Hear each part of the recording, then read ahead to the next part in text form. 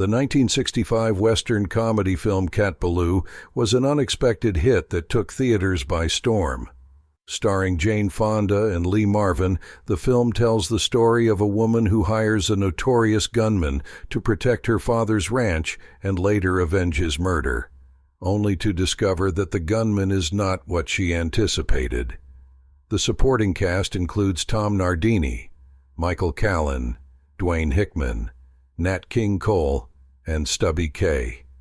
This ensemble not only performs the movie's theme song, but also appears throughout the film, functioning as a sort of musical Greek chorus.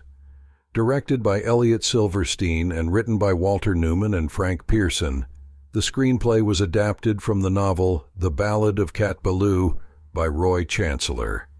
Initially, the role of Cat was offered to Anne Margaret, but she declined, leading to Jane Fonda's casting. Lee Marvin, who earned just $30,000 for his role in the film, saw his earnings soar to up to $1 million following his Oscar win. Interestingly, Kirk Douglas turned down the role of Kid Shalene, which Jack Palance desperately wanted but never received.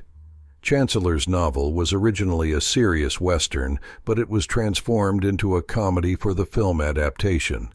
While everyone involved knew they were making a good film, no one realized they were creating a classic.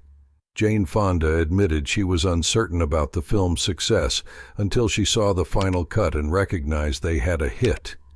She hadn't been present for many scenes with Lee Marvin and his horse, or where he shoots the side of the barn, so she had only seen her own parts of the film and hadn't thought much of it.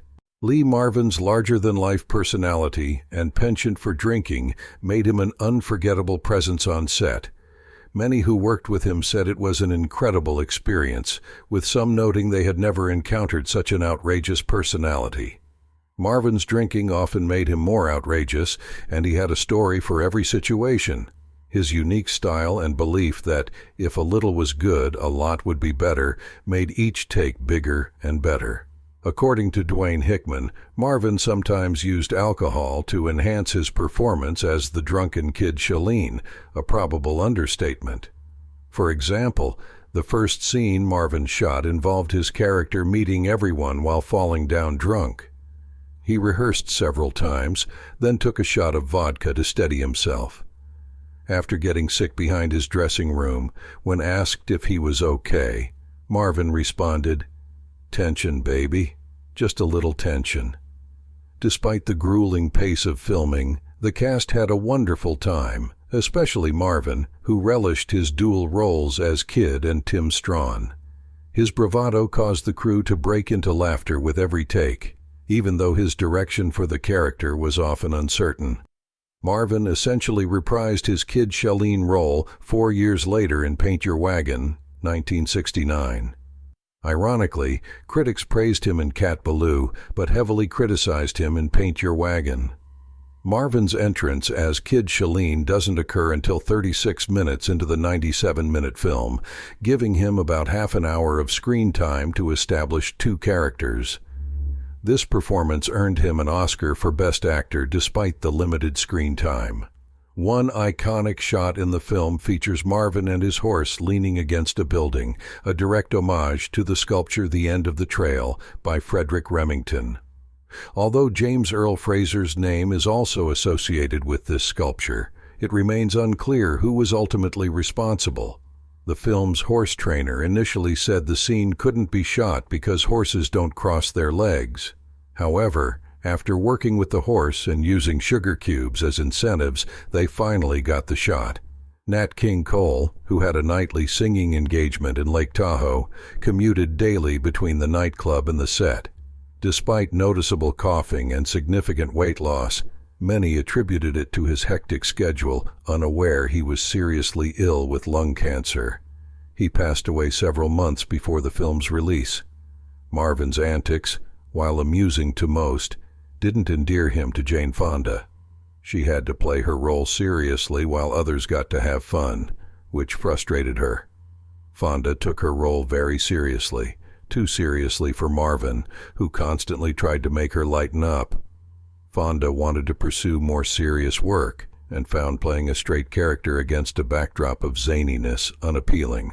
Marvin's efforts to relax her were met with resistance, leading to her extreme annoyance. Adding to the tension, Marvin insulted her French husband on set in Colorado, saying he hated the French but liked him because he was half Russian, though he hated Russians too. These antics strained their relationship throughout filming. Modern audiences might find Marvin's Oscar win puzzling, given the heavy-hitting dramas released that same year, such as Darling, Dr. Zhivago, and Ship of Fools. However, at the time, Marvin's over-the-top portrayal of two entirely different brothers was a revelation, showcasing his lighter side and winning over audiences. The film was shot at such a brisk pace that retakes were only done if the camera malfunctioned. Producers had the cast working overtime daily, exhausting the crew. One morning, Marvin pulled Fonda aside and suggested they, as the film's stars, take control from the producers to prevent them from overworking the crew. This was one of the few points on which Marvin and Fonda agreed, and they decided to push back against the relentless schedule. Cat Ballou is a delightful departure from the norm. If you haven't seen it recently or never watched it, it's worth a look. You'll thoroughly enjoy the experience. We'll end here. Thank you for your attention. Like and subscribe. There are many interesting things ahead. Good luck.